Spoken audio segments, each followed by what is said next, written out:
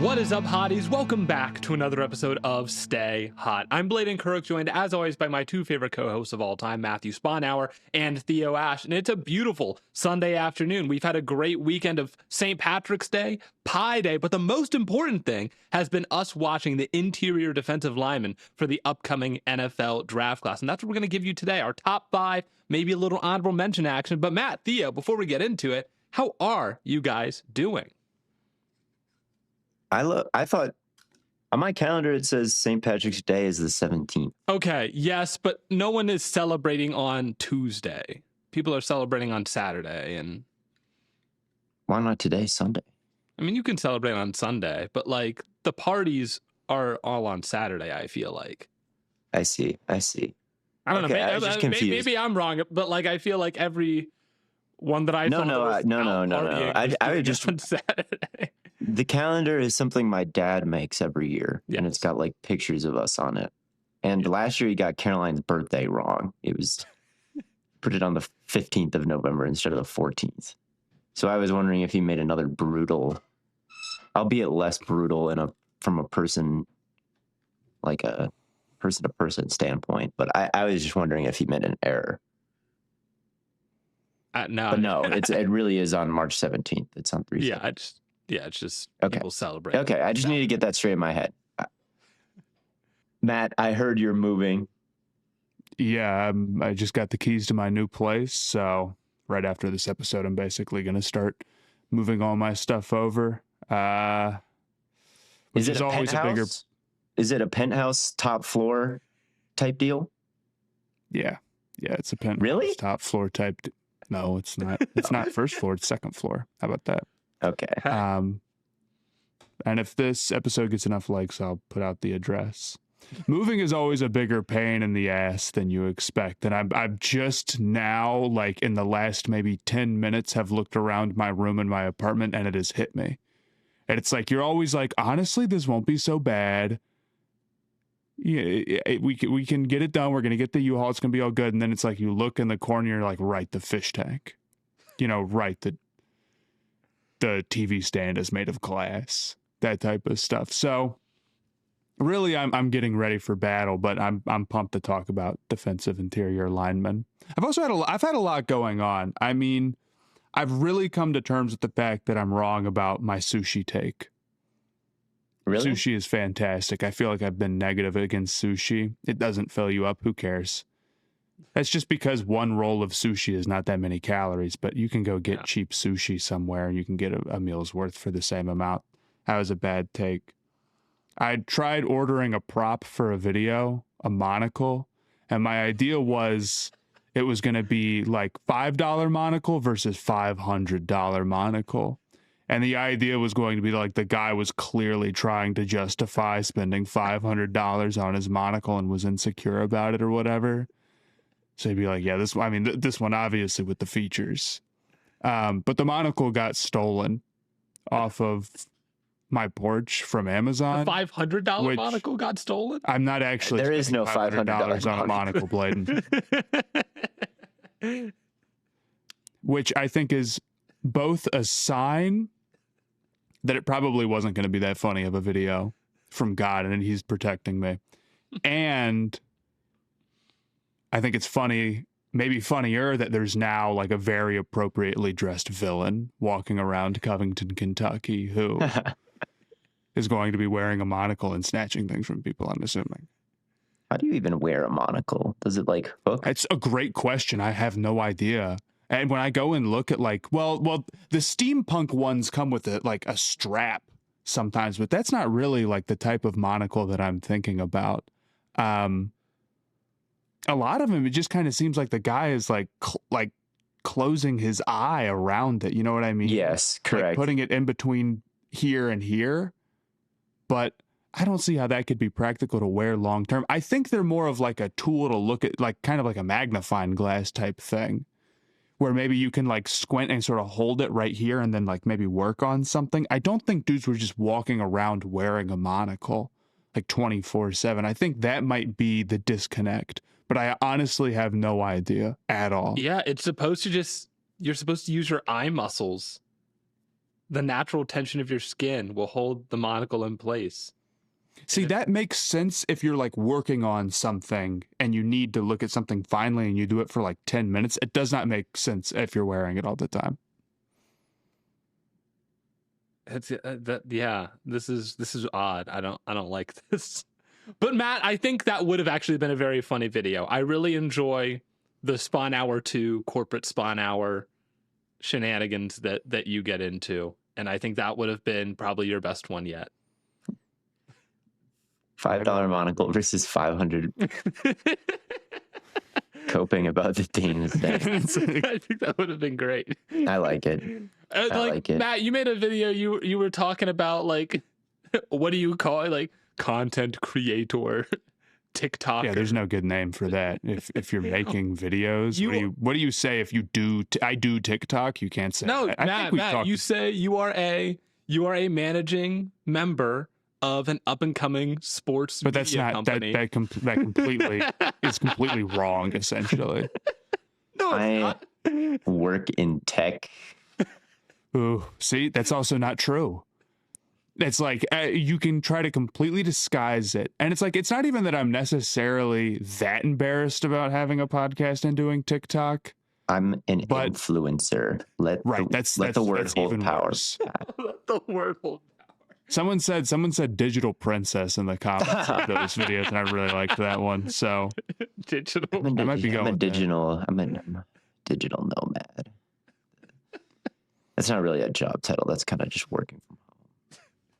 Yes, but I learned the other day that weavers in the 1800s got to work from home. They got yarn delivered to them, and then they had to spin it into cloth, and they got to do it at home. I mean, people, the farther back you go in time, I feel like people got to work from home more. Yeah, I guess that's true. People, if you wanted to buy something from someone, you had to go to them. I always feel like working from home seems like a modern thing. Like, oh, there's Zoom now, there's computers now, but you could work from home in the 1800s. But it wasn't necessarily good to be a farmer, to be a spinner then, to be a weaver, because it wasn't good to live in the 1800s at all. Pretty much, unless you were like a king. Then maybe it was good to live in the 1800s. I think I'd rather be me now than a king in 1800. Probably, yes. I think so. Without thinking about it at all or doing any analysis, I'd rather be right now, 2026. If there are any experts on the economy, I guess, just any economists in our comment section that could be like, yeah, that would be better or worse to be a king in the 1800s. I don't know. But what do you mean? It's always worse. I mean, from an economist's perspective, it's always better to be a king than a laborer. But from I like Twitter, I like doctor office. That's honestly one of the benefits that the I like driving. Has no Twitter. I like driving. I like sure. That from that perspective, it's better. But think about like in the 1800s, they didn't have highways, man. That's a pretty big win for the. I like walking. Well, you can't walk around if you're the king. But But it'd still be 1800. I really think. I don't know. I mean, maybe if you were born as a king and you had no perspective for like. What if you had 100 hounds and you had. Okay. Like. Great cooks and great dinners every night, but like 1800s cooking might not be as good as 2026 cooking. No, they made delicious meals back then. Yeah, I'm actually very confident that the cooking was about the same. You would eat better as a king in the 1800s versus not a whatever king. Now, a McDonald's now, a McDonald's. The duck in the 60s. Manny just texted us. Manny just texted us and said medicine is the best argument for today because even you're not getting very good medicine. Like you're getting the best medicine at the time, but it still might just be like, oh, you have a headache? Yeah, let's cut open your head. Yeah, you better like leech it. Like being a king with leeches or being a laborer with antibiotics. Sure. I might take the antibiotics. They didn't have Maybe I really think if you have the perspective of what life is like now in 1800, you'd be like, fuck, right? You'd be like, God damn it, walking around probably every single day. It's probably very smelly back then in general. Like, yeah the cities were walkable because there were horses, and it probably stunk. But if you were just straight up born in 1800 as a king, your life was probably pretty sick. Yeah. So. Yeah.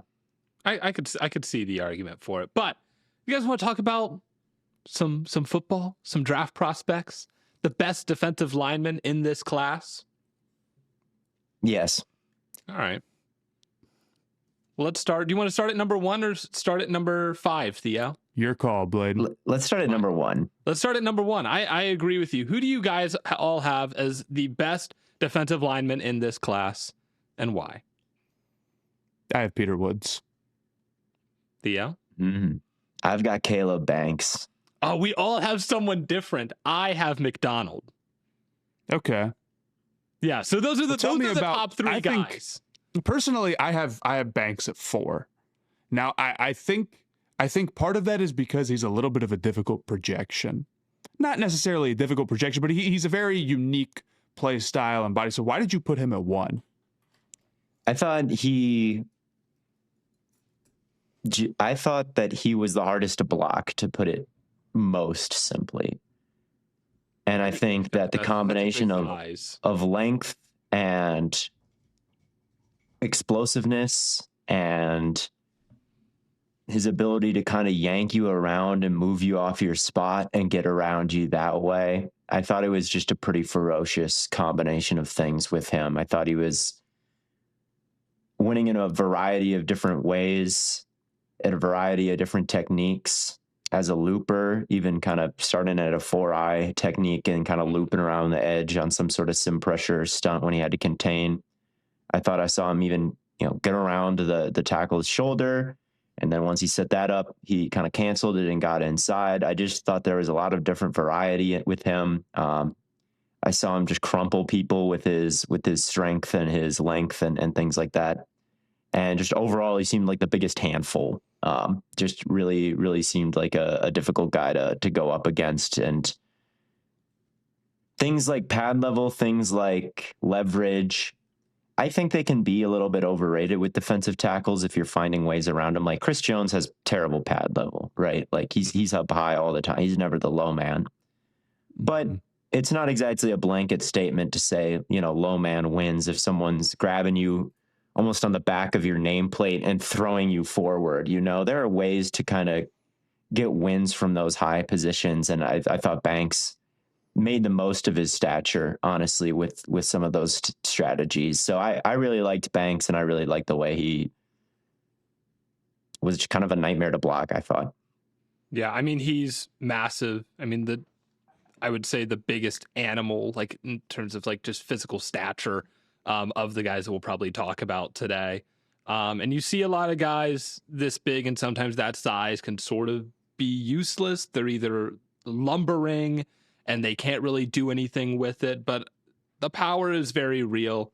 Banks is my number 2. I do think that power shows up, not just in delivering blows to offensive linemen, but there's plays where he does kind of stand up lumbering a little bit and he's not really explosive off the ball, but then like alignment, like it'll be just down blocking and they don't even budge him. I'm like, dude, if he can't get moved and he's like, it almost looks like he's not trying, that's scary to me. If it's that hard to really knock him off of his spot and get leverage in the run game with him across from you. So I really like him a lot. He's such a physical specimen, and I think the power is really, really dangerous and scary. I think that Banks is powerful in the sense that he's got very heavy hands. I think he's the best in the class in terms of hand strength. Yeah. And I don't know if it's really that close, if I'm being honest. It's pretty agree. special. It doesn't even look like he's trying that hard sometimes when he throws guys. It's pretty spectacular. I don't think his anchor is that crazy. I think that it does play high, and it does mean that he's not somebody who's always going to hold the point of attack necessarily like that. He's somebody who I like being aggressive more than I like just like sitting back and trying to hold the line, if you know what I mean. And that's fine. That's a style of player that I think can be very successful. But when you hear this guy is like massive and 330 pounds, I almost feel like you think like, oh, he's both a total space eater and can. Yeah. It's like he is in some ways. Do you know what I mean? But I don't view him as somebody who is just like a straight up go in there, hold it, and he's not gap type of guy. Yeah, he's not like a. It's weird. Like he should be a great nose tackle, but yeah, he's not. He's not like Quinnen Williams. He's not like Quinnen Williams, who's kind of the height makes it really tough. Ways. Yeah, I really like to not that you can't be successful with the height, because I totally agree about that. And you know how I feel about Calais Campbell, but that's like a different type of player. But it's just that it does affect your leverage. Absolutely. It's really, really tough to get low at his size and at his weight. Now, I also think that he moves very well. So I think the archetype for him to be successful exists, but he's also a little bit older. He's also got a really, really scary injury. That's the main thing. The foot on somebody that big. I said it in the mock draft episode, I think, and I still stand by it. It makes me nervous, man, that someone's going to have lower body injuries at that weight. They can take guys out who are smaller than that. And he missed a lot of time. And his overall college production, in spite of being this great physical specimen, was really not that spectacular. He was pretty good in 2024, though. So how much are you weighing production for defensive linemen? You always like to see it. I think you always like to see things like pressure rate and tackles for loss. I think are always big ones. Banks in 2024 did have a really high pressure rate, 10.9%. That's higher than Woods in 2024 and way higher than him in 2025. Higher than Kayden McDonald, who was just at 4% last year. McDonald is not a pass rusher. He's not a pass rusher. Higher than Lee Hunter in 2025, who is at 6.8%. That 10.9% mark for Caleb Banks is the production that I like to see. I don't know how many careers. How many careers? Like 6.5. That's not totally concerning. I mean, Christen Miller, I like, and we'll maybe talk about him at some point. And he had 19 pressures ever. I think he maybe had one sack his whole career. But he's a run stuffer, There was a guy in here who had one his whole career. Yeah, well, DJ Reader is one of my favorite players ever at the defensive tackle position. And how many sacks did he have at the NFL level?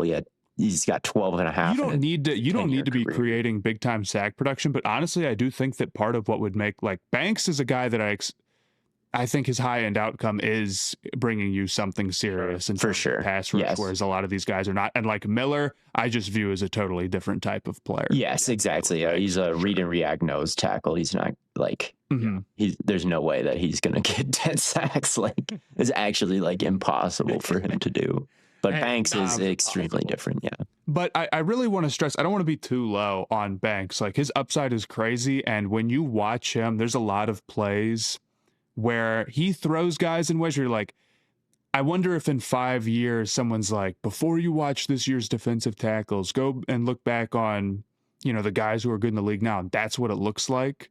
You see some reps out of Caleb Banks where it's that's kind of what it looks like. That's what an NFL player at the college level looks like, just on a completely different level physically. And he's a pretty good mover again for his size. I don't think he's the same as some of these smaller dudes, of course, but he's a pretty well-rounded athlete.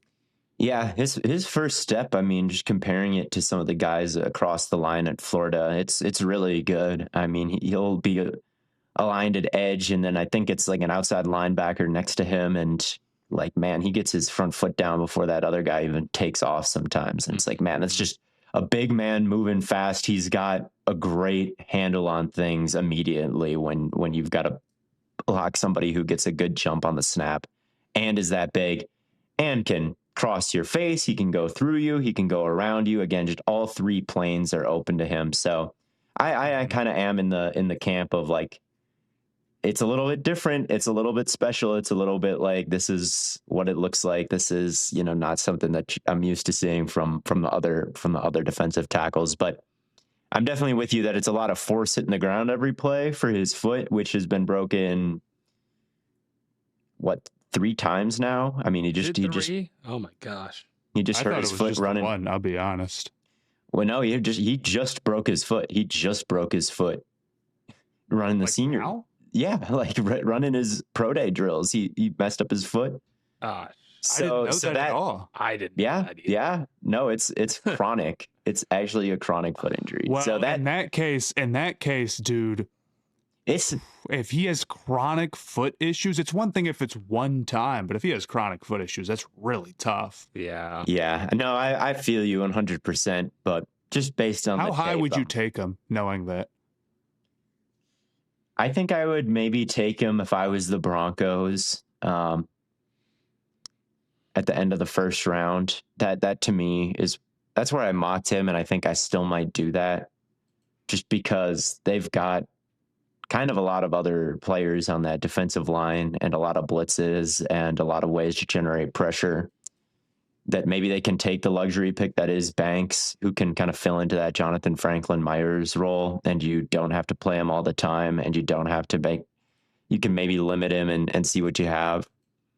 I have a first round grade on him just on the tape, which is, I don't hand out a whole lot of those. So getting him in like 30 and 29 or 29 or something like that, I would seriously consider it, and I would definitely take him in the second round for sure. But I could see him falling and prioritizing somebody like, would I rather have him or Woods without that kind of chronic issue?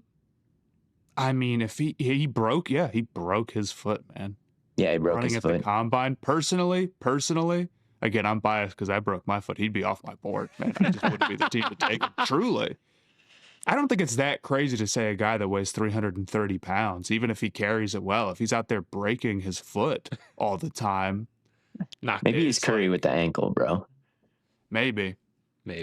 But I don't know. Matt, I do want to talk about Peter Woods, though. Yeah. I think it's good to be like, would you rather have Woods with the health, or would you rather have, Banks with the foot issues?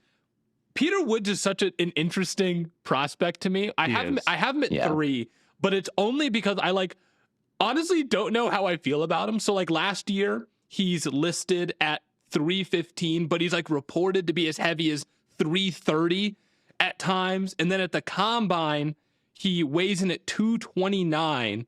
And I'm seeing reports that not 29. Not 229, 298. I'm sorry. 298. 229 would be insane. He weighs in at 298. And there's reports that his goal for the 2025 season was to get down to closer to 300. And in week 1, he looks about 300. He looks about the 298 that he weighs against LSU. But by week 10 against Louisville, he looks 315 again. Maybe 320. And so I'm trying to figure out which version of Peter Woods do I like more, because when he is 298, 300, he really moves quickly. The speed and the lateral quickness and the flexibility pops. Yeah. It's insane. Yeah. But when he's 330 or 320, he's got way more power in his hands.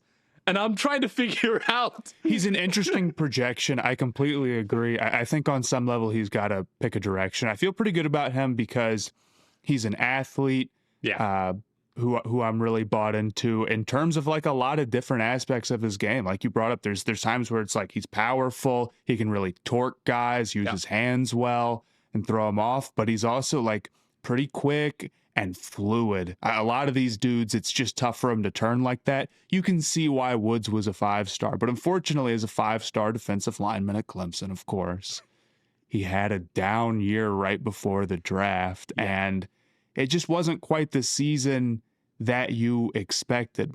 I think that at his current weight at 298, especially with with how he played last year, it's going to be tough for him to be anything other than a more attacking defensive tackle. Like he's not somebody who I would expect to hold up, just like I'm saying with Banks, but for different reasons. I just think at that weight, it's difficult, and on tape, like there were times where he could get pushed off of his spot some. And I would also like him to have more of a plan as a pass rusher, but I think his production was still pretty good overall. I think he's probably the best athlete in sort of this standard defensive tackle size maybe of this class, but he didn't really test well, which kind of scares me a little bit because I'm leaning a lot on his athleticism. But I think the fact that he produced early in college, he's young, he shows ability in a lot of different aspects of playing the sport, but maybe needs to pick a direction as what type of player he wants to be, puts him as my one because I think a team will have time to develop him. I guess that's fair. You do have the opportunity to kind of figure out and you can sort of figure out with him what he should be. I personally like him heavier. So I think that's fair. I mean, to me, part of the reason why he's at 1 is because as much as I love McDonald and that's my guy, like the projection for him is just I don't think anything on the pass rushing front. Obviously, he's this great run defender, but like he just pretty much wasn't a serious pass rusher at OSU, and I don't know if he's the type of guy who's ever going to become that. So those two dudes are I think are just different types of guys. And then with Banks and the foot stuff, I had Lee Hunter up there too, but I think Woods is again a little bit of a projection for me, but he is still my defensive tackle 1. It's close though. I do have some concern with sometimes I feel like as a pass rusher, he really wants to utilize that long arm and he's got pretty short arms. Right. I completely agree. One of my concerns about him is like, okay, he definitely could have better plans going in and he can be violent and he's got that within him. But there's a lot of times where he just allows guys to get too much in his frame and wants to use the length and doesn't really have the arms to get away with that. Yeah. And that's why I like him heavier because you can lean into those more and you can sort of do the Khalil Mack thing, you bench press a guy with one arm. Yeah. That's more accessible to him. That long arm becomes more accessible even without the length because now you have the weight to knock people off balance and get inside that way. So I have him at 3 just because I think there's a lot of confusion on what he wants to be right now. But I mean, the talent is certainly there. Yeah, confusion's a good word for it. I think when I watch Peter Woods, I just don't. I'm with you, Blaiden. I just don't know what to think. I mean, his pressure rate in 2024, 10.2%, right up there with Caleb Banks in 2024, with a pretty elite number. This year, it's 3.7%. That's below Kayden McDonald. That's below where Tyleik Williams was in 2024. I love me for Ohio State. Like just not in the backfield much at all in 2025 compared to 2024. And it's just weird. It's like, why are you a great pass rusher or not? Like he doesn't have very many career sacks, but clearly he's got a first step and clearly he can deconstruct blocks, right? So it's like, is it going to work out? He's got speed. He's got some power. He can throw guys around. Like, why is it so low?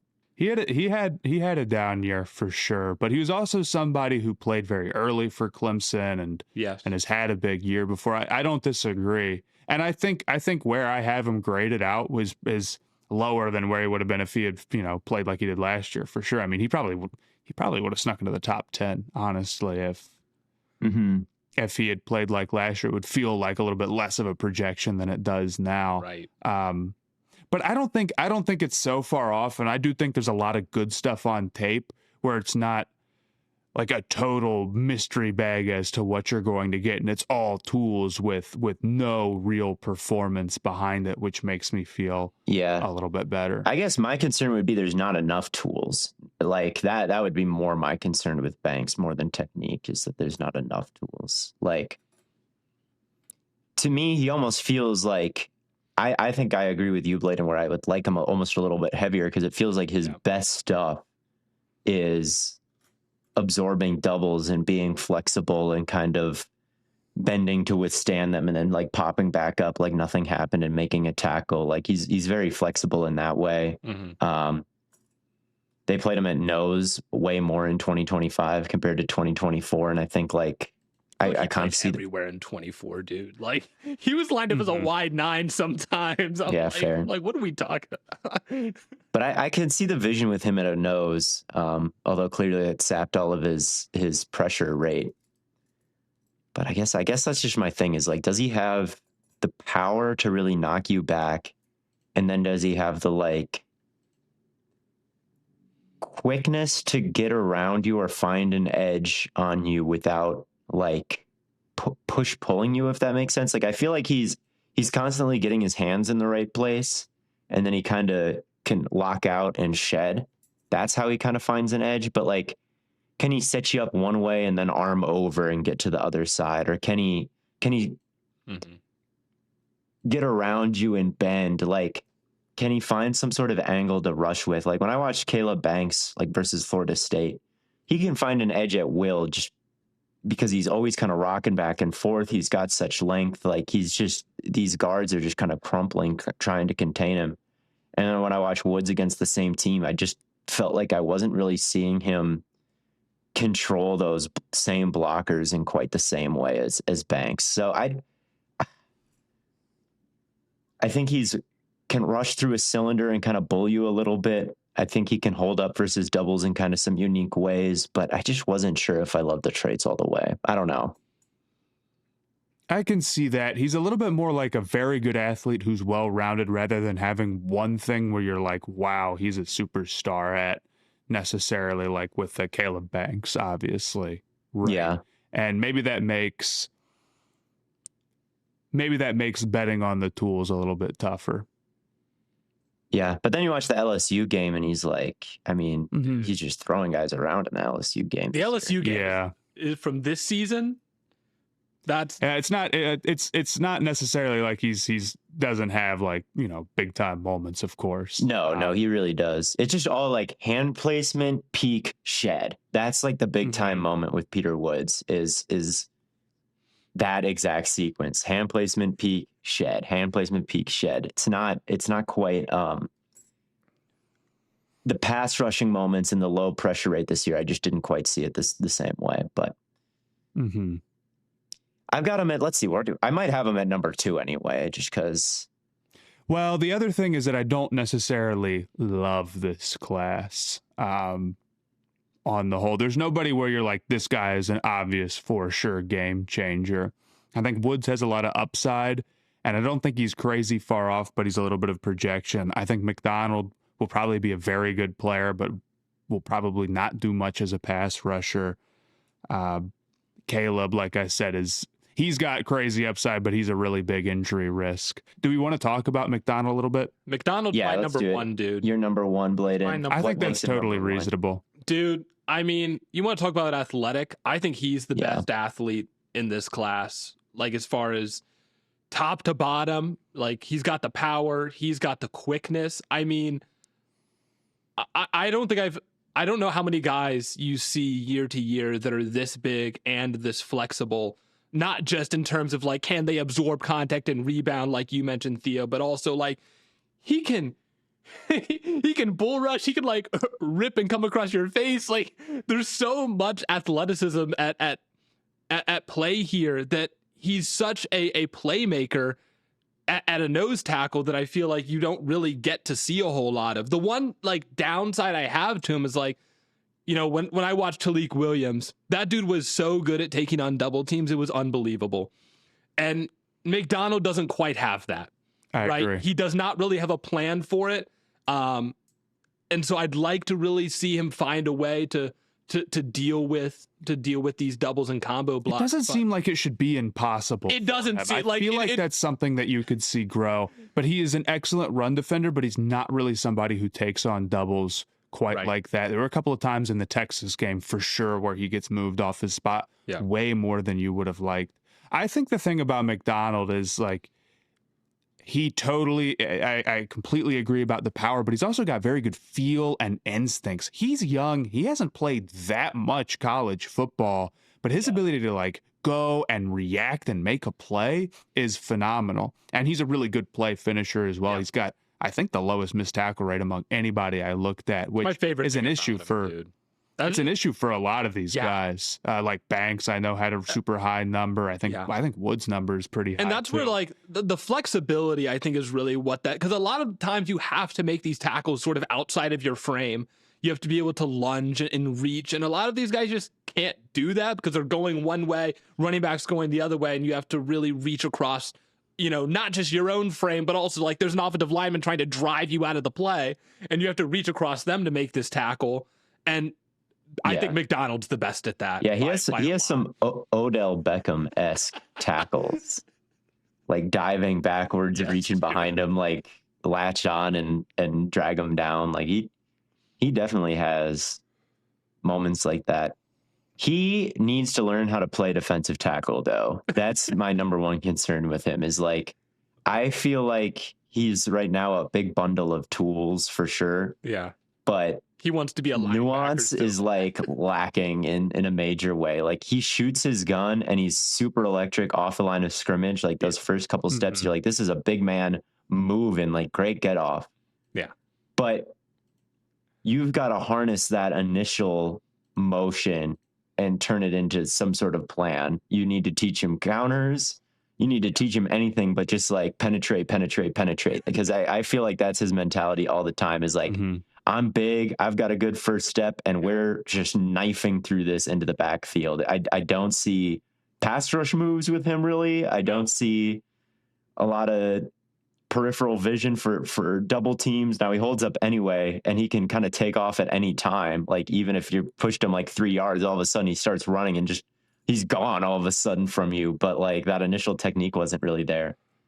So I don't know. I feel like he would find some issues going into the league right now because guys could, you know, just get their hands on him and anchor down and he'd be like, wow, this is NFL talent and I don't really have an answer for that.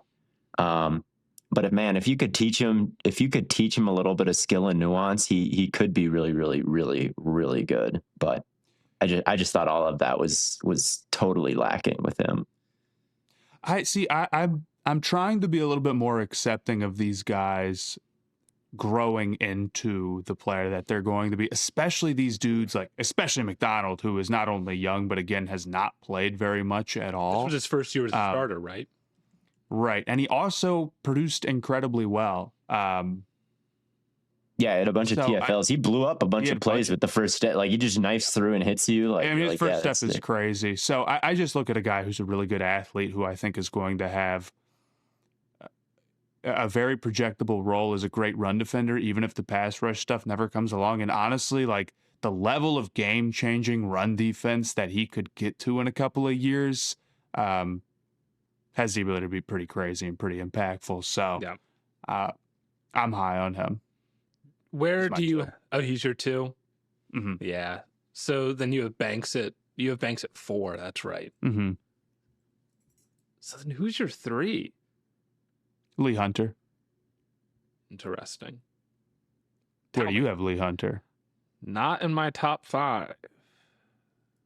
I think he's pretty nimble for his size. No, I mean, I have my own concerns with him. Like he's built a little thin through the legs, I feel like. And sometimes he can get moved because of that. He's also a little tall on top of that, maybe a little high-waisted. So there's that combo. And he's going to be 24 by week 1. So he's one of these older guys.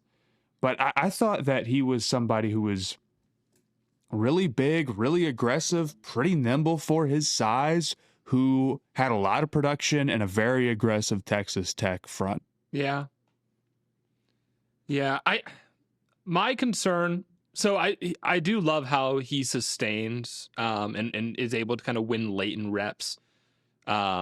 I feel like that's something that a lot of these guys don't have. Like they have a great initial pop, but then as soon as a tackle or a guard's able to kind of reset their anchor and reset their base, they kind of lose at that point. Lee Hunter is kind of able to bypass that a little bit. I do feel like the size does impact him. I feel like he's very lumbering, and I don't love the like I don't agree with that at all. I don't know. I feel like the lateral quickness and the like, I don't think he has nearly as good of a pop as any of the three guys we've talked about. Like, just from a pure talent perspective of power at the point of attack. So like, he can sustain it better than some of them, but I think I like we'll talk I just don't agree that he's lumbering. Christen Miller and Dominique Orange. Like, I think I like those guys a little bit more. I don't think he's lumbering. I think he can cut corners with his play sometimes. Like, I saw the ball get snapped and he's not down in his stance yet, or the ball gets snapped and he's down on one knee, and it kind of takes him a while to get up or to get started. And I think, I mean, the front four at Texas Tech, like, is just crazy to watch because, I mean, you got the edges who are just screaming off the edge every single time, like running around people. And then you've got Lee Hunter who's just getting upfield, right? Like, I don't know if it had the level of nuance and block reading and all those kinds of things as like your typical NFL team. And I feel like Hunter sometimes could be a bit lazy in that way of just like, okay, you got to find a bit of a better answer here instead of just like powering straight ahead. So I thought that there was maybe some lack of attention to detail with him, but I think he moves very well for his size. Yeah. Like, the side to side quickness with him. I mean, he led he led all the guys that we're talking about, I think, in TFLs with 11 last year, I think, according to Sports Info Solutions, but they might have different numbers than other people because they did not say that Woods had 14 sacks, but whatever.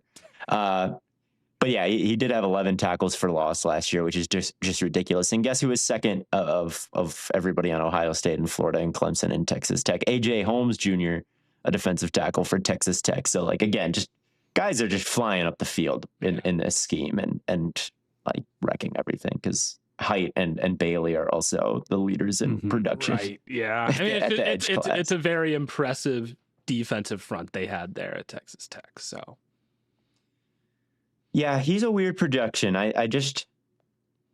He also tested very poorly. His vert was like sub 25 inches or something. It was like 21 and a half. Awful. Which is not great. You know, combine is combine, but still. It's just like, I want to see more explosiveness. And that's kind of what I was hoping for. I was like, oh, you know, it's not showing up as much on tape as I would like, but maybe there is some stuff in the combine and I'm just not seeing it right now. And then it didn't show up at the combine. And yeah, I do worry that he might be a little bit less than the sum of his parts, because you see this huge guy with all this production and all these plays where he blows somebody up in a huge way. But then you really sit down and you watch him and you're like, well, is he really a great gobbling doubles nose tackle? Like, not particularly. You know, he's somebody, again, thin lower body, plays a bit high, not a great combination, sometimes can get pushed down the field. And then, like, when it comes to tracking down a mobile quarterback, when it comes to, you know, chasing somebody, is he really going to be able to be a great pass rusher, beat people, sack people? Like, is he really going to be what he was in college in the NFL? I don't know. He again was a bit of a tough projection for me. I would maybe prefer somebody that I just know in Christen Miller or someone like that or Dominique Orange. Like, I just know that those guys can hold versus doubles and be great run defenders and play in the league for 10 years that way. Like, and maybe Lee can do that. Maybe Lee can really do that. I don't know. Maybe there's more upside there too, but I just wasn't sure that he was a surefire NFL projection. Theo, where do you have Hunter? And where do you have McDonald? I might have them at like 4 and 5. In what order? You got McDonald at 4? Wait, just tell me your top 5. Yeah, Theo, I think I don't know. I'm gonna get through this episode and then I'm gonna rank them. Yeah. All right, that's fair enough. I'm gonna get through this and then I'm gonna rank them because I've got my thoughts. And I still am going to work through Christen Miller. I want to work through Christen Miller, and I want to work through Grayson Halton from Oklahoma. Sure. Those are the other two that I really like. And Halton I don't have in my 5, but I do think is pretty cool. Like he's a really cool like stunter type of guy. He could be as high as 2 for me. He might be my number. He's a lot like Banks, I feel like, where you get this like really tall, active, nimble, like flowing big guy. Who can just blow up your play and is a kind of a nightmare with just his long levers and the get off and the lateral agility. And yeah, I'm a huge Grayson Halton fan. He's kind of one of my guys. Well, let's talk about Miller, actually. I mean, if sure, we can start with Miller's a guy that you like. Matt, where do you have Miller? I have him 5. I also have him at 5. All right, let's get into. I mean, to me, the first thing that stood out was how much power he has in his upper body. I mean, the one arm strength is incredible. I mean, and I feel like he's one of the guys that has really big hands in this class, and so it's just like a lot of surface area that he can get on someone's chest. He's a really natural run defender because of that pop. He can knock offensive linemen off balance and then just get his head around, find the running back who's like obviously coming in that direction. I do think he needs work as a pass rusher. Struggles, a guy that, you know, I talked about already, guys that struggle to sustain after offensive linemen reset their base and reset their anchor. He's one of those guys that I feel like that really struggles with that. And he doesn't really have a counter to his bull rush. Like that's kind of the only thing he does. But as a run defender, I think he's really, really good. Yeah, the tools as a pass rusher, they just aren't really there, I think. He's really smart. He's super smart. Well, that's what I think. I think there's a world where he could become a good pass rusher because of the intelligence and because he has so much power in that initial pop. I'm like, there has to be something there long term, dude. I think that he's somebody who might collect some pressures and some sacks just over the course of early down plays. A lot of these guys, they're like role players in pass rush more than they are. Sure. Yeah. Like with Miller, I just think he can see the field on first and second down so easily because he diagnoses run schemes like that. Like just instantly knows when to step laterally, knows when to get in front of somebody and protect his defensive his linebacker behind him, knows when it's a down block and he's got to prep for a puller, knows when it's play action and he should be playing the boot, knows when it's option and he should be surfing. Like he's always doing something smart. And that's what I love about him is he's playing the block the way it should be played, the way that the coaches would teach you to do it. And that's just something I don't see all the time with so many of these other guys like Lee Hunter. I don't think he plays that smart all the time. I don't think that I think he's a big mismatch and can throw you around and can get upfield. But I don't think he plays the game as soundly as Christen Miller does. Kind of the same thing with McDonald. Definitely the same thing with McDonald, who's just like shooting up the field all the time, almost getting off the ball like a sprinter, right? Like his arms like pumping side to side instead of firing out with hands and hips and engaging. Like, but you know, are those things that can get you 7.5 sacks on third down over the course of a season as a defensive tackle, and that might just be more worth it? Is that something that gets you a Pro Bowl? Is that something that helps your pass rush become what the Eagles were when you didn't have to blitz and you could still get home, and the Seahawks were when you didn't have to blitz and you could still get home? Like, and Christen Miller is just like, you know, solid guy, 0 sacks, like 2-year, $15 million extension type guy at the second contract. Like, sure. Yeah, he's probably that, but would you rather swing on a little bit more upside because he doesn't have the first step those guys do. And he doesn't have the,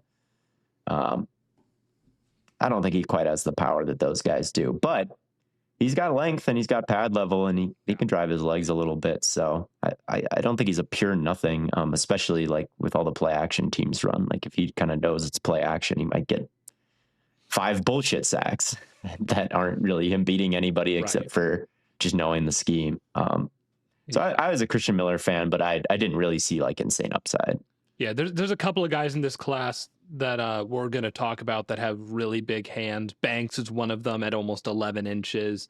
Orange, it sounds like we'll talk about in a little bit, has like 10 1/4 inch, and then Miller has 10-inch hands. So, and McDonald has just under 10-inch hands. So,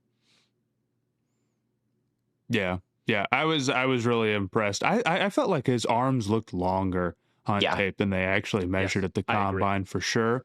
And I thought that he did a really good job getting low. I think that combination of those two things with what you said about the intelligence, like, can you intelligence splash your way to 12 sacks? Maybe not.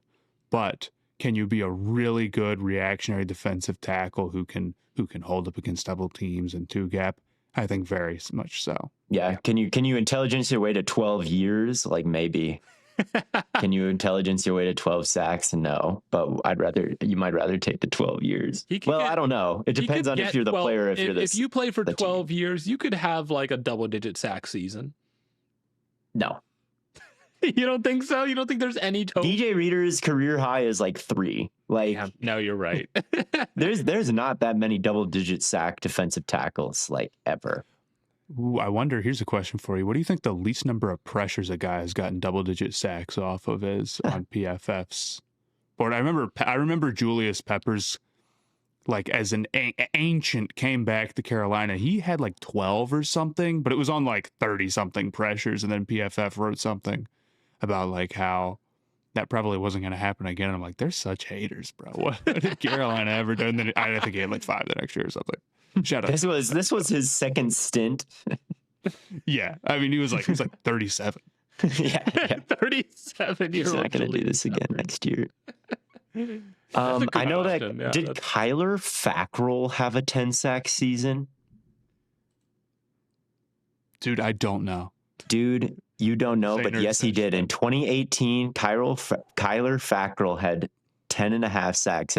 Have y'all fellas heard of Kyler Fackrell? Do you remember Kyler Fackrell? I'm not recalling Fackrell off the top of my head. What his nickname on Pro Football Reference is the Freak. The Freak. How did Kyler Fackrell get the Freak?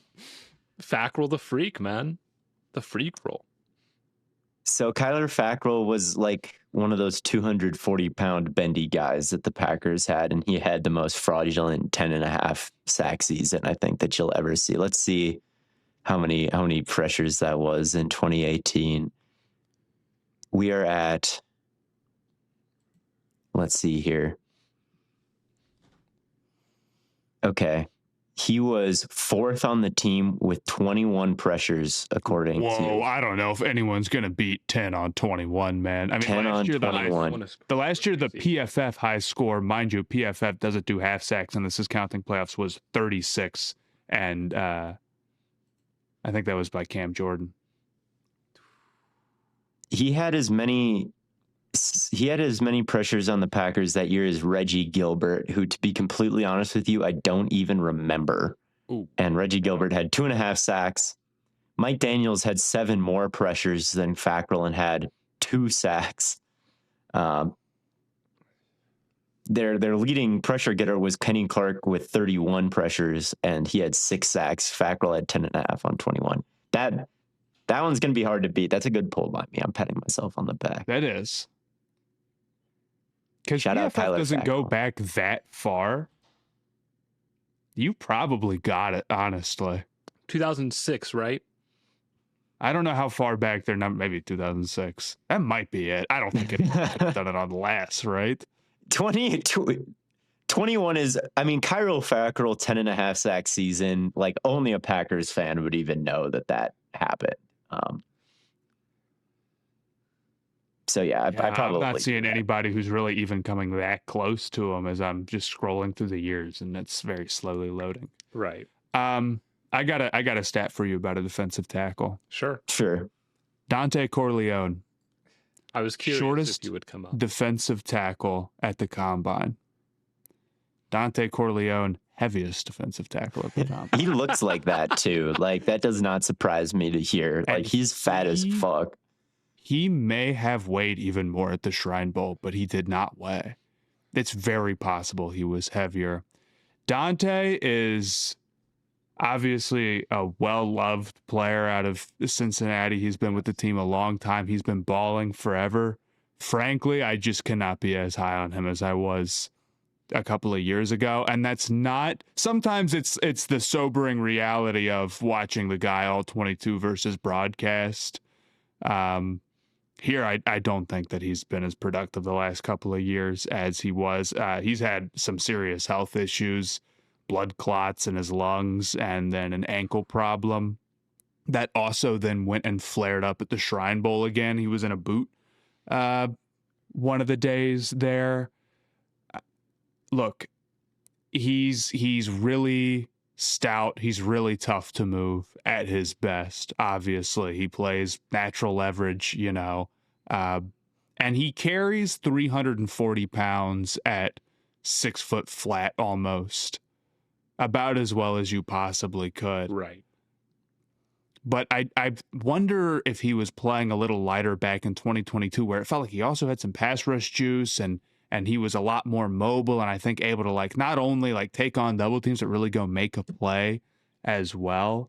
I do think that Cincinnati as a team has changed a lot, and it does not put them in a good position. I mean, the coaching staff is completely changed. And while maybe I thought in the past he had a little bit more of pocket pushing presence as a pass rusher, I noticed on a lot of these snaps, first off, Cincinnati actually led the country all time in rushing with 3 rate, as far as I'm concerned, because, oh my God, they never like to send anybody.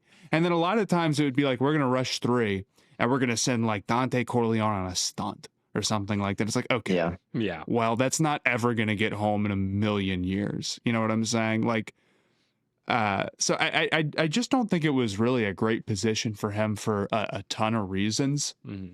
And I think if maybe he could be a little lighter, he still has it within him to have this great play strength. He's got these huge, big arms. He can really get off of guys and go make a play. But when I think about the best play of Dontay Corleone, dude, I think about honestly, I think about 2022, him freeing up space for Ivan Pace.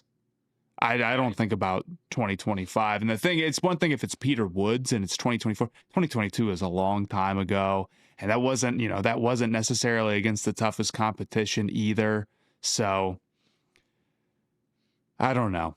I'm a little bit lower on him. I don't know if he's got a ton of upside as a pass rusher. I think he's got some injury issues. And when we're talking about somebody who's going to be this, I guess, hopefully react sort of, two-gapping nose tackle or whatever, there's a lot of other guys I think fill that role and have a little bit maybe more length to him, or maybe a little bit younger because now he's 24 because he's been in college for a long time.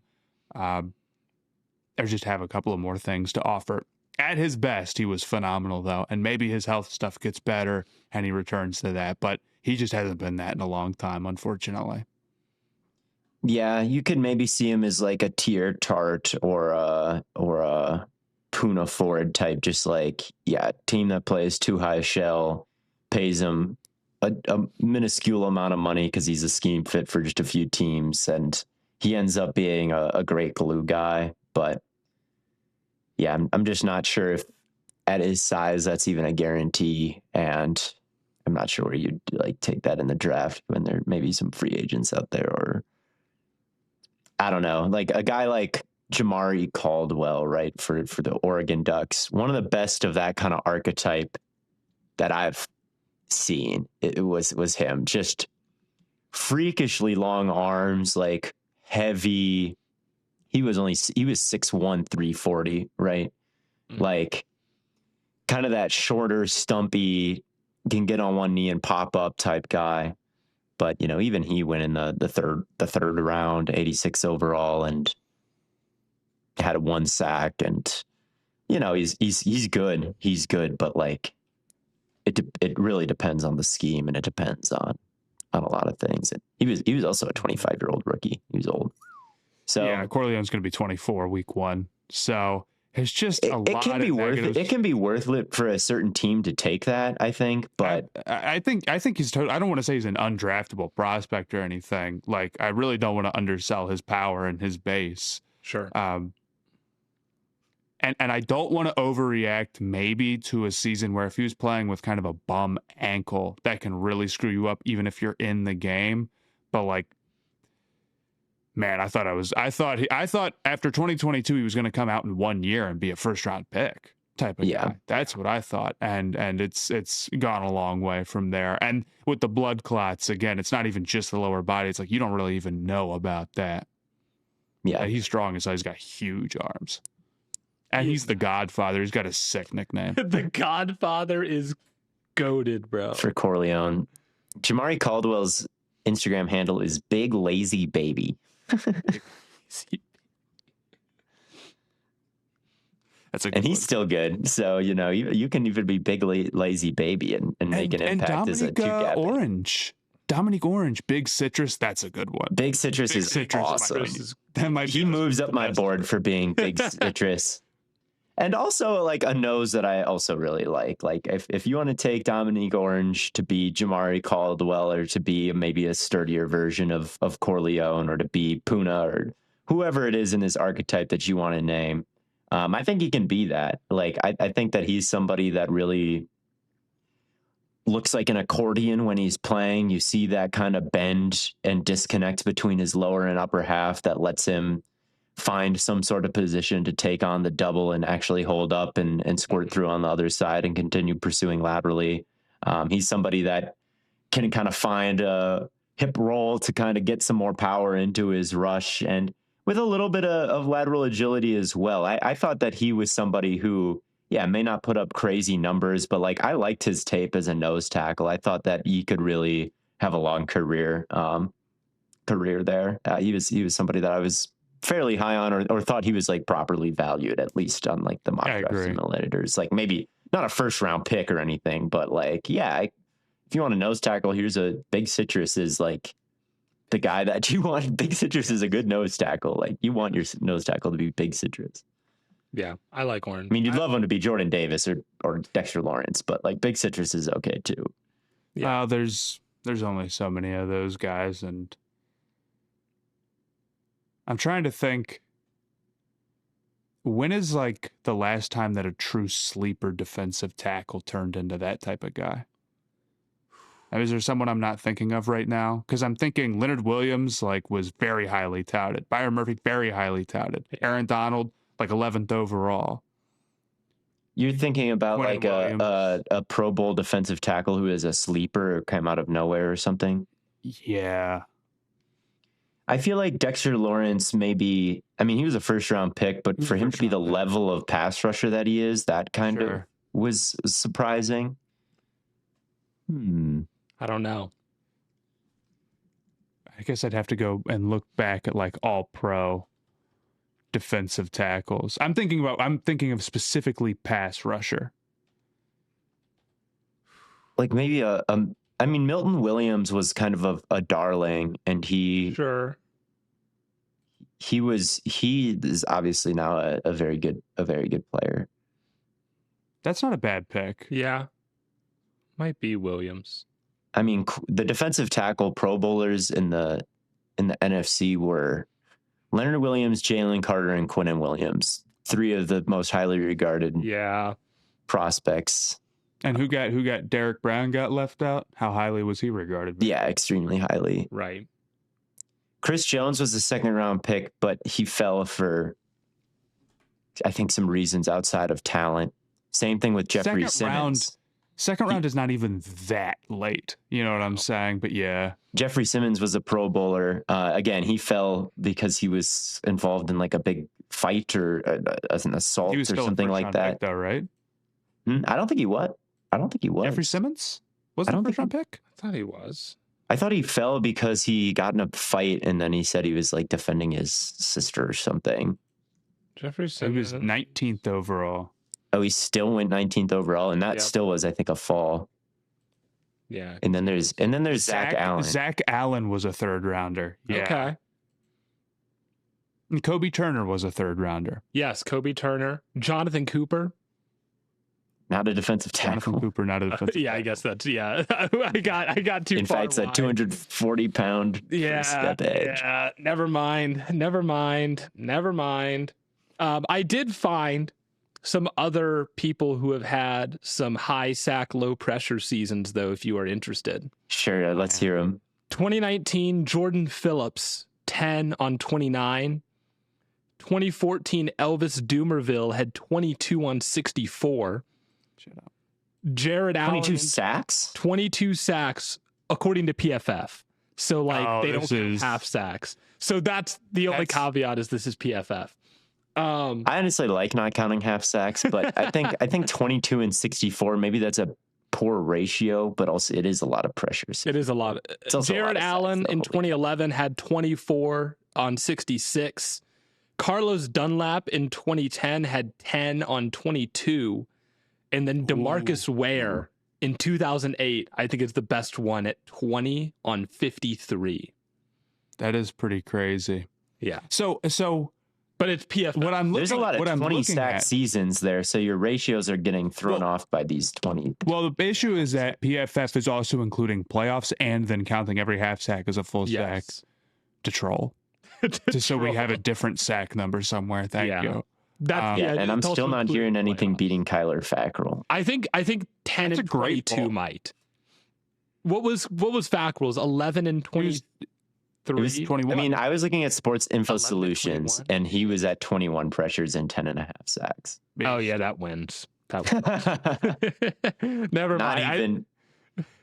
Not even 2 pressures for each sack. Yeah, they don't even. Yeah, you're looking at. You're not even looking at PFF. So that's like a 39 pressure 20 sack season. Yeah, that's pretty. And that was in 2018. That was 2018. Fuck, our defense was ass, bro. Hey, man. That was like off the ball Clay era. Just kill me, bro. But anyway, back to Quentin Rollins, Dominique Orange, man. Randall. Where do you guys have? Well, I guess Theo, you're the only one that doesn't have your full board filled out because Matt, you have Woods, McDonald, Hunter, Banks, Miller, right? Yeah. I think I'll stick with that. I need to do a little thinking about how to weight the projections of these guys versus what they are right now. Yeah, but I mean it's really fucking hard to rank 5 people because the schemes are different. But right. And like defensive tackle, especially like nobody wants to hear that. There's such a wide range of what these guys are. I got to say that one time, and it's with the tight ends. I don't get to say that every single episode. Be like, the receivers, some of them are in the slot, some of them are outside. All right. It matters. Like to some extent, it matters. Like if we're judging you based on one thing, if a defensive lineman is playing most of his snaps at like a 7-eye, like we might have to judge him as an edge rusher. I might move Hunter down a little bit for Miller. I might go like Hunter at 5 or something, and then Caleb and Miller. To me, I would go like this. I like Banks and Halton as kind of your big swings on like 10 sack potential. Those are kind of the two mismatch penetrating, just huge, lengthy, free flowing tall guys who are like, I don't know what you're kind of looking for. Sure. Below them in kind of that tier is Darrell Jackson Jr. from Florida State, who is just giant, very tall, can generate a lot of power, but is a lot more stiff. Doesn't really disconnect his halves like those guys do. Not in my top 5, I'd say, but in that kind of archetype of player. Okay. Mm-hmm. Then there's like Woods, who I don't know what the fuck he is. Probably a 3 technique. Yeah. and not a nose because of his size right now and his length, and probably somebody that you want getting more one-on-ones where you can do his stack and shed business and potentially get around him than getting the slide all the time and getting the center presence all the time. As far as 3 techniques go, there's Woods, Mm-hmm. and there's really not a lot of other guys. So he might kind of be in a tier by himself there. And then in terms of nose tackles, I would tier it like Miller and Orange are kind of your solid, fundamentally sound noses. And then Hunter and McDonald are kind of your noses who can also create a little bit of pressure with a good first step. So maybe you like the upside there. So maybe it goes Banks 1, Woods 2, Halton 3, like Hunter 4, McDonald 5, with Orange and with Orange and Miller is very honorable mentions who I think can stick around for a long time. I just think realistically though, like I'm not gonna take him off of my list, but like if I was actually a front office, there's no way I would draft Banks. Not in the first round. I mean, maybe not in the first round. Yeah. No chance. Yeah. There's, I guess, like I don't want to say that he'd be like, I don't know. He might be off my board medically, not because of who he is as a player. And maybe I think that's fair. Maybe if you knew more about it and we're at the combine, you could sit there and say, like, we just think the risk is more worth like mid-second round pick. A lot of these guys feel like dudes you would be stoked about at the top of the second. You know what I mean? Mm-hmm. But I guess it's maybe easy to be that type of guy. There's probably a ton of dudes who are like that. I don't know. I think on tape, neither of you have Orange in your top 5. You have Orange in your top 5? I have Orange at 4, man. I liked Orange. I like Orange. I like Orange a lot. In fact, I could see switching I could see myself switching Miller and Orange for like a lot of guys, honestly. So I'll tell you that the thing that bumped Orange up on my board was the way that he handled double teams. I feel like he was the only one that really was able to like have a unique approach. Yeah, he is unique. Like he'll like get narrow, get skinny, and like slide between guys and slide between gaps.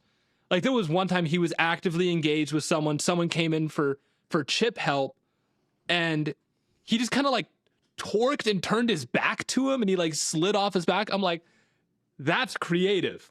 And then I saw him like sliding down the line of scrimmage, trying to take on 2 guys at once, and he just like again turned his back and is like going sideways into this gap as they're like pushing up against his back, and he like the running back would have been able to cut through the gap that he was getting pushed away from, but because he slid into it like that, he forced the running back to bounce outside more. And I'm like, that's really smart. Like the way that he's kind of playing this out is very interesting and very creative, and I would like to have that on my team, on top of he's got a lot of really nice strength just as a nose tackle. So like I like him a lot. I like him a lot too. I really want the Packers to take Orange or Miller. Like to me, I really want a big run stuffing nose. They added Hargrave in free agency, and he's more of a penetrating, quick pressure stunter guy. And maybe that's what they're going to do. Maybe they say we have no need for someone like Miller or Orange. We're just going to fold each other. We're going to get off and fold and just create so much havoc that you like who is the Vikings big fat nose tackle right under Flores? They're really, dude. That's I keep thinking about like McDonald. It's Redmond and McDonald to the Vikings, and that's something that gets me pretty excited. So maybe that's the style they're going to play, and this Hargrave signing lets you know that they're not going to go after someone like Miller or Orange. But if you're looking for like a nose and you just want someone who defends the run, like I think those guys would be way higher up your list. Like you could put them at 1 and 2. You could put them at 1 and 2 if that's what you were looking for. It kind of just depends on what you're looking for. Yeah, I think that's fair. So I'm looking at the consensus right now, after we've all kind of listed out our top 5s, and it goes Woods number 1, Banks number 2, McDonald number 3, Miller number 4, Hunter number 5, with honorable mentions of Orange and Holton. That's probably right then. So, I don't know. Any other guys you want to mention? Kyler Murray. Right. Oh yeah, we didn't talk. Not a great defensive tackle prospect, but he could be a great quarterback solution for Minnesota. We talked about this a little bit on the Patreon, Theo, but I think it's a fantastic move for the Vikings. I mean, to get a guy with his level of talent at this price point is a huge steal.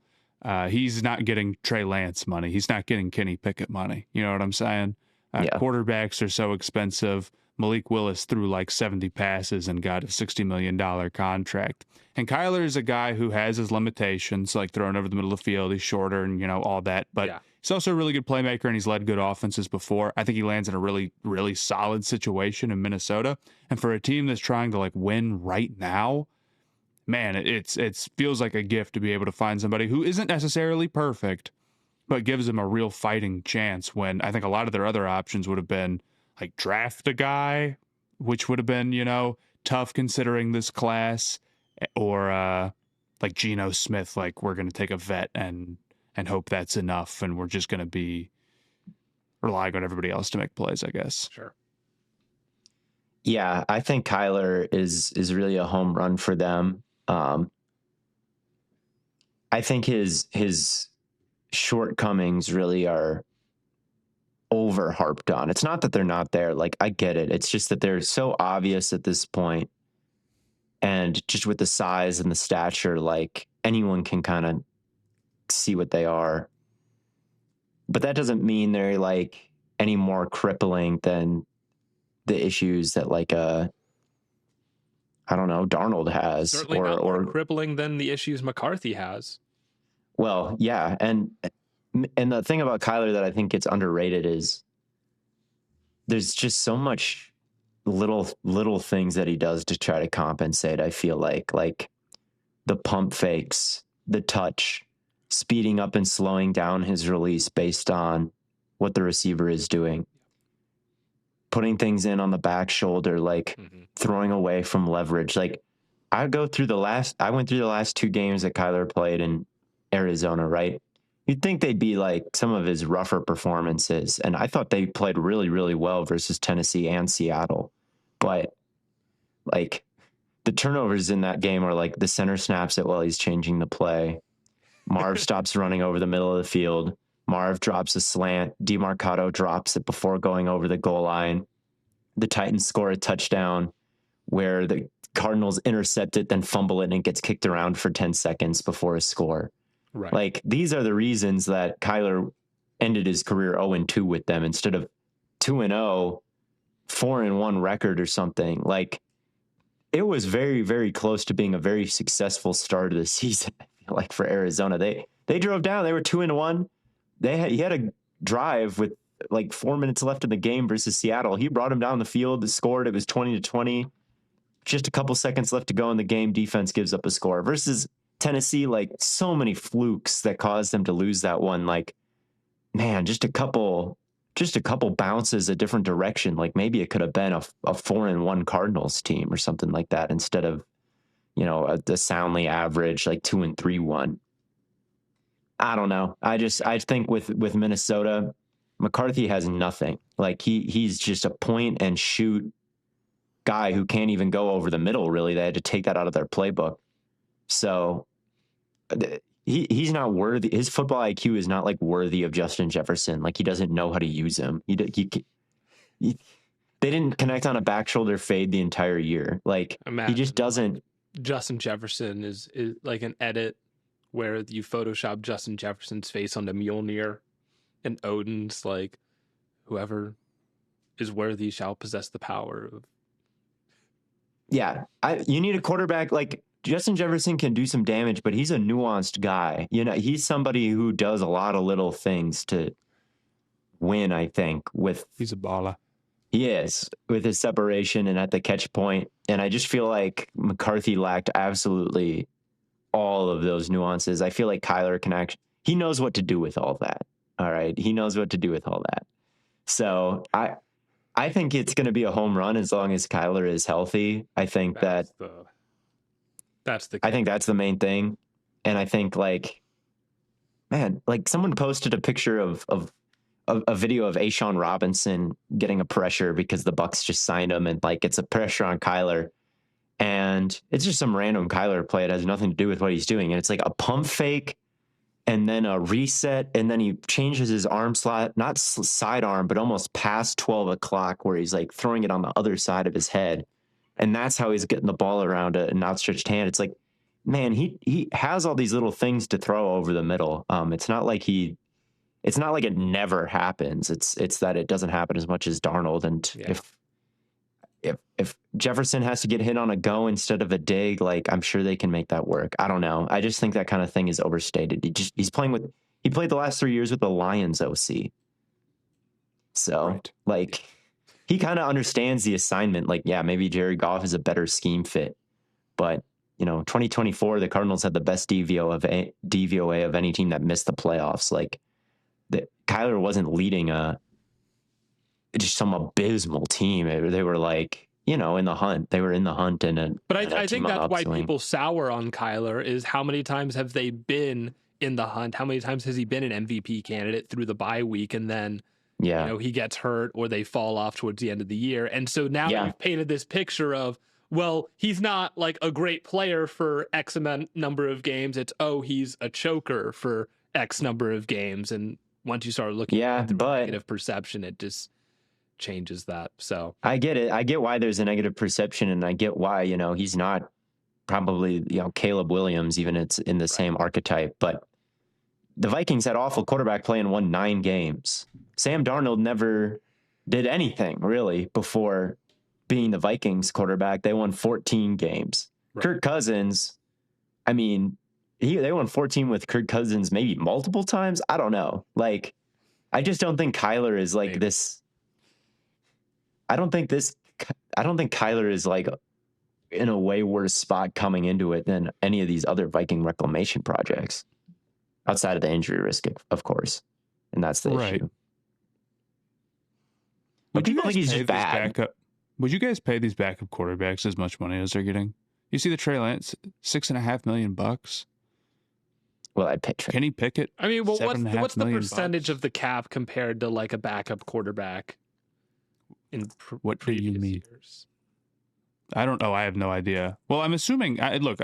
All I know is it says $7.5 million. Percent. I'm being illogical about this. I'm not looking at that. I don't care if it's. I don't know. Are they getting more money than usual? I wasn't even thinking about that. I was just dang, man, because there's real players you can go get. Yeah. I think I forget who said it. I always think about that quote about Peyton Manning. We don't, why don't we let the backup get any reps? Because we're fucked and we don't practice fucked. Yeah, I think about that all the time. Yeah, I think Tom Moore maybe the Buccaneers Ooh, I think you're right. Yeah, good pull. Oh yeah. I don't know. I don't know if they are getting too much. I've always heard people always say being a backup quarterback is the best job in the world because you get to do nothing and you get millions of dollars. No kidding. I'm just saying I just watched the Panthers and it's fine because they signed someone else who was solid or whatever. It's I watched the Panthers sign Kenny Pickett for $7.5 million and the starting center walks for almost exactly that amount of money. I'm okay, well. I'm probably stupid and lazy, but I feel any free agent deal under $20 million total, all it depends on is how good the team is. Reek Willen signs for $14 million. The Eagles are a good team. Great signing. Nick Cross signs for $14 million. The Commanders are bad. What are we doing? Waste of money. Sure. I don't know. I feel these contracts get to a certain level. They'll age well if the team is good. They'll age. That's because all of these guys, they won't have the opportunity to make one play in a playoff game and magically become worth their contract. Sure. It's you would. Sure, is he overpaid? But Remember that first down he had? Remember that tackle he had in the divisional round, dude? Exactly. You take that all over again. Easily. That tackle for loss on 3rd and 2. Yeah, exactly. The Texans signed Logan Hall. Wow, great. That ended up being a really great value signing for them. The Raiders spend on Malcolm Kuntz. What are we doing? He did nothing. Right. He made no big.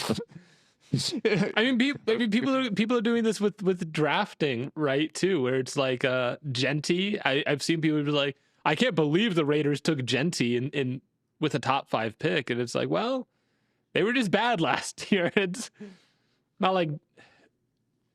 I think people have genuine beef with running backs. Oh, they do. They do have genuine beef with running backs going in the top 5. But like, you guys had to remember there was a time when Zeke went nuclear as a rookie. Yeah, I think. What do you think about Jeremiah Love to the Giants? I honestly just like. I think there's other guys I'd rather take. Like, I'm not against running back high, but I like other prospects, I think, a little bit more. Like, I don't weight positional value quite as heavily, but I would rather have, like, if we're already in taking running back territory, I might go with Downs or Styles or somebody like that for me personally. Love, I think, will be a very good player. And I have seen some discussion online about it, and I am reminded of the whole positional value is real, but I like taking good running backs, and I think, I think sometimes those guys can get sort of an unfair beat where if they're taken highly, the expectation becomes like, all right, well, if this team doesn't win the Super Bowl, they're why. That's why they didn't win at all. And it's like, okay, that's probably not a fair standard to hold them to or whatnot. With Saquon, it's a little different because Saquon got drafted highly, and like there was a bunch of other serious options at quarterback when they did not have a quarterback that they very much could have taken. Yeah, they could have taken Allen or Lamar, right? That's the draft. Right. And they really could have like taken the solution at quarterback, or even logically like taken a shot at a quarterback, even if they got it wrong. Like, I think that's much better process, but it's a little different in this draft class. Even then, I think Mendoza, I agree. Even then, I think there's a little, there's probably 4 other guys I'd like, including positional value over Love, even as somebody who weights it less. I just don't like to see those poor running backs get like blamed for like Bijan Robinson. It's like, bro, that pick is not their issue. That pick is like not in their top 5 issues as a team right now at all. And I get like, could they have hit on somebody who is higher value? Yes, but then it would just be somebody who's higher value on a team that's probably about as good and just not getting the blame for they could have not drafted James Pierce. That would have helped. That would have helped a lot. Jeremiah, I would take Love if I were the Giants. He's my number 1 player on my board still. So, what year was Bijan? I mean, yeah, they could have taken and I don't even know if they could have taken somebody more valuable. Like, I don't know. I'm just saying, I'm guessing there's somebody who's going to have more surplus value considering how high they drafted. I mean, it depends on what you want to call like reasonable range, because sometimes you see those people, it's like, well, they could have taken it. It's like some guy in the 3rd round. It's like, okay, yeah, I guess. Yeah, I just wouldn't trade Bijan for anybody like below him. Like, well, Jalen Carter went right below him. He's really good, but like, would I trade Bijan Robinson for Jalen Carter? Like, I don't think that I would. I don't think I'd trade him for Darnell Wright. I don't think I'd even trade him for Christian Gonzalez. Maybe I'd trade him for JSN. Maybe they should have picked JSN. I don't know. But like, even then, it's like, you're kind of just making lateral moves if you do that. I feel like now a real one. Drake London is a real one. No. I would trade him for Isaiah Foskey in a second. I don't know. Like, I could have taken off value. I agree. I just think that like they should have taken Tucker Kraft. They could have taken Jahmyr Gibbs. You really would not rather have Christian Gonzalez? Carter was like an off the field thing. Wright is not as good at his position as Bijan is. I get it, but like Gonzalez is like, I feel like going from Bijan Robinson to Christian Gonzalez would have zero impact on the state of the Atlanta That's true, but like, Falcons. okay, well, if that's the lens that we look at it through, then it's like, Well, it's the lens that I look at it through. It's like, look, maybe you make the trade and you're not worse. I don't know. Maybe you have the best defense in the league Here's if it's Terrell and Gonzo. I don't know, maybe, but Maybe. I don't really think that would be true. I think that they would. I just think with those running backs, like, oftentimes because surplus value, you do end up looking back and saying there's a handful of guys that we could have taken that would have been like, better against the cap or whatever. But there's also, they also like hit at a very high rate. I mean, highly drafted running backs, like especially in the top half of the first round, are all pros more often than not. At least in the last 10 years, I'm pretty sure. Since the Trent Richardson bust, really, when I think like the entire thought around running backs changed. So it's the Browns' fault. Everything's the Browns' fault. What is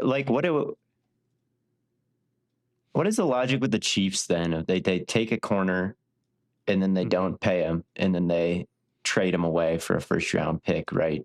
That's something you can do at the cornerback position. They're trolling. Is that like, does that mean they just shouldn't take corners anymore? Like now they have to take a corner basically, right? Like, cause they don't have any corners anymore. So maybe they're just going to go no corner cheese. No corner cheese. Like, but if it's so easy to just draft and develop a running back, like, could you not also say that for cornerback when the Chiefs are acting the way they are? Like, sure. I don't know. I think I wouldn't trade Bijan Robinson if I was. No, but I mean, outside of maybe for a haul of picks, but I just would not go for player. Looking at it through the lens of like, well, what could they have drafted instead? It's always looked at through the lens of best case scenario. No one ever thinks about, well, they could have drafted Emmanuel Forbes. They could have drafted Will. Right, that's like part of it. We took Lucas Van Ness because we got to build through the trenches, bro. It's got to be offensive line and defensive line every fucking time. And then you end up with Lucas Van Ness instead of JSN, like I was screaming at them to take, but whatever. Or Gonzo. I loved Gonzo. Right. Take Gonzo. Take JSN. No, we need beef. We need beef. We need Lucas Van Ness immediately. Or like if Will Levis was being mocked as a first round prospect, what if they had taken Will Levis? Yeah, that would have been the equivalent. Yeah. So I just think with those running backs, I mean, they hit at a very high rate. Typically, when they go high, they're a very high quality prospect, but you do lose a little something on the surplus value. I think it's fair to admit that, even if I'm pro still taking them high. If I were the Giants, I just don't think like. I think there's a couple other guys I like over Love. I'm not low on Love. I think he'll be a very good player. I think he'll be great, honestly. But I mean, they already have Scatabo, so you're not saying anything like this, right? They already, yeah. And Tyrone Tracy. So I do think with the Giants, I look at the moves they're making, and it's Patrick Card, and it's Isaiah Likely, and it's Illuminor, and they're going Ravens mode. They're none of these prospects have played for the Ravens at all. They're going to be in 22. They're going to be a 22 personnel mashing team, I guess. And if you're going to be that, and why not take Jeremiah? Why not get a great back? Why not go get Jeremiah Love? If you're going to run it more than any other team in the league, like, why not have all three of them to just hand it off to and just be a constant stream of good running backs, and none of them are getting hurt, none of them are getting tired. I could see it from that perspective, but I could also just see them taking like Scatabo's going to be pissed. Scatabo's going to be pissed if they take a running back, man. Not if they hand it off 50 times and they both get 20 carries. Scatabo wants all 50 though. Yeah, and Dart needs his 20. Exactly. Yeah, they can't draft Love, man. There's too many mouths to draft. feed. Love, trade Neighbors, no passing. Trade Neighbors, and they run the ball 80 times a game. It might be their plan. I don't know. His neighbor's going to be okay. He's so fire. He is fire. I don't know. He is fire. His injury, like, not great. I don't know. I'm making this up entirely. All right. Yeah. He seems to be in good spirits on TikTok, so I'm assuming he's going to be okay. Sweet. Is he like selling stuff on the TikTok shop right now, man? No, you should check out his TikTok. He does not post like you'd expect him to. Okay. He posts like I miss old Disney Channel. Like, wait, he's just like, All right. what is his TikToker comp? Is it more of a Spawn Hour 2 or is it? it's more of like an incel. It's more like incel, like incel never Disney mind. college. What the? Is it more of like when you say incel, is he like truly posting things that are like from not incel, maybe like Forever Alone. okay. Because that's content. different. Or is it more just like nostalgia, like remember when we were kids and it was Christmas time and we No, I would say it's like Forever Alone content and like like not nostalgia in a sad way, but like in a okay. I love whatever it is. I don't know what it was. Okay. But like on the TV, old Nickelodeon is playing and he's like dancing the dance moves to that. What is what going on? I don't know. You just check it out. Okay. Check it out, like little he's like yeah, this is like incel shit. You know, like those TikToks where it's a Stephen A. Smith rant, and then somebody is like talking the Stephen A. Smith rant at the exact same cadence and pace, and all the words are right. Mhm. He's like doing that with like a High School Musical type thing. I don't know. All right. Okay. I don't think that's incel at all. If I'm Yeah. being... No, incel's the wrong word. Well, that's not the incel part. The incel Malik part is Neighbors like tuning in to Stay Hot to see Theo called him an incel. it'll be like a girl doing something cute with her boyfriend, and then he pops up after you've been watching this video and being like, "This will never happen for me." Bro, dude, you're nice. You're really You're good, man. I nice. think I'm sure that there's somebody out there for you, bro. you had 1,200 yards as a rookie, Malik. It probably is gonna happen It's for you. probably You've got 1,200 yards as a rookie, and you know all the words to that's High School Musical. So that sounds like there's definitely. I know There's guys somebody who who know likes the words to both. High School Musical and didn't have any yards, and they're still. I like your Malik, earrings. Malik, I'm gonna You keep have it a the stack. cool earrings. You are a cool multi-millionaire. clothes. You're cool. You're funny. Like, there's a girl out there for you, Malik. You have good body control. 0 to 60. We're setting him up, and we're like trying to wingman for him. It's like, I will you win see that my- Malik you see Neighbors. my It would be a friend very Malik over easy here? job. My friend Malik My- has my- great body control. My friend over there thinks you're cute, and it's Malik Neighbors. Easiest job in the world, I think. Yeah. Like, Hey, yeah, my multi-millionaire elite athlete friend over there thinks you're cute. I could do it. Yeah. But yeah. So I think that'll do it for another episode of Stay Hot. Thank you all for tuning in. Make sure, again, we've brought it up before, you check out the Stay Hot Patreon. A lot of great content there. The advice episodes seem to be doing really, really well. So shout out Matt and Theo for putting those together. We'll be doing some more draft stuff. Maybe we'll be doing some more NBA stuff. All types of auxiliary content that you're looking for from us. You can find it on the Stay Hot Patreon. It's a ton of fun. I'm excited to get my new place so I can really lock in and get to work on it. I'm excited to see the new place, man. So It's gonna be nice. yeah, fire. Are you still gonna be in Covington, or are you gonna be like back in Cincinnati? I'll be in Covington. Okay, yeah. I thought Are you you probably moving would, deeper because and like you deeper wouldn't into- want to get like a new ID again. Just I guess I'm like 2 blocks deeper into Kentucky. okay. Kind of. Oh, he's just getting deeper and deeper into Kentucky. Pretty soon he'll be in like Tennessee, man. Do you have an opinion on what wins Best Picture tonight, or no? I haven't seen enough of them to really have an opinion. Have you seen any of them? I think, dude, I think no. I watched Little Miss Sunshine the other day and I thought it was pretty good. Shout out Steve Carell. Shout out Paul Dano. It's cool. The only thing I know about it is the Chalamet drama 24/7. Sure. The only thing I know about the Oscars right now is that my girlfriend got added to a group chat of like this random job place or whatever. this random store, I guess, and someone was asking if someone could pick up their shift so they could get ready for the Oscars. And Sophia was like, should I leave like a crazy response? And you're like, yeah, I'll pick up your shift.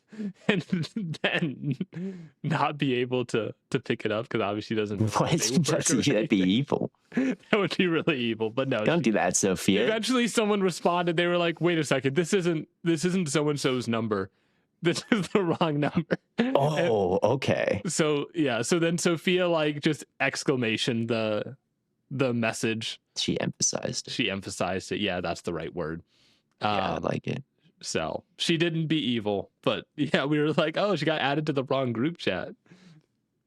So yeah. I've seen none of these, but I hope. Let's see what the. I actually don't care which one wins. I don't care. I know it's Sinners versus Marty Supreme and like the pop culture. Right. Like, oh, I did see the first hour of Marty Supreme. I was watching with my parents, and it was like, I don't know, they weren't vibing with it, so we turned on Antiques Roadshow. So I don't think that bodes well for Timmy at all. Just off of looking at the nominations, I'll say Michael B. Jordan should win Best Actor over Chalamet and DiCaprio easily. Everybody mad at Chalamet is so funny. I'd be so cooked if anybody listened to one Stay Hot episode and like viewed me through that lens. Well, like, didn't he say that like ballet is like a dead art or something? Yes. That's kind of fucked up when like his mom and sister are both like renowned. So he would know. But like, I'm just saying, like, if I were to say like, I don't know, track is a dead art or like a dead sport, and like my mom and sister would be like, what the fuck, bro? Like, are they? What? Like, what do you mean? Are they? Are they? But like, do you think that? No.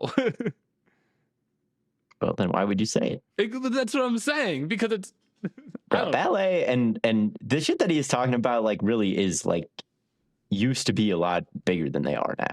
Like that's what he said. Like he doesn't want movies to like become irrelevant or become something that is like for just old people it sounded and propped up by like. It sounded very selfish from the way I heard it. Like he didn't want to be irrelevant, which he shouldn't. Maybe not, but like, dude, like you're the biggest actor in the world or one of them. I don't know. Go sing opera. I'm just saying, you can, if anything, you could be, if you really believe that, you could be the one to prop it back up. I don't know. And maybe I don't think he could. I really don't think that he could. Maybe not. I don't know. I don't know anything about ballet. I don't know. I don't think that you could be Timothy Chalamet of ballet. I think that's why he's like a big Timothy Chalamet fan, because I think every role he plays in is just some like arrogant douchebag. But like, I don't know. I don't think that's true. I just feel like every time I see him, he's just like being an ass. Like that's like every time. Like maybe that's not. Maybe I just haven't seen him in enough movies. But like, I don't know, Dune. I don't think he's been an ass in Dune. He's kind of just.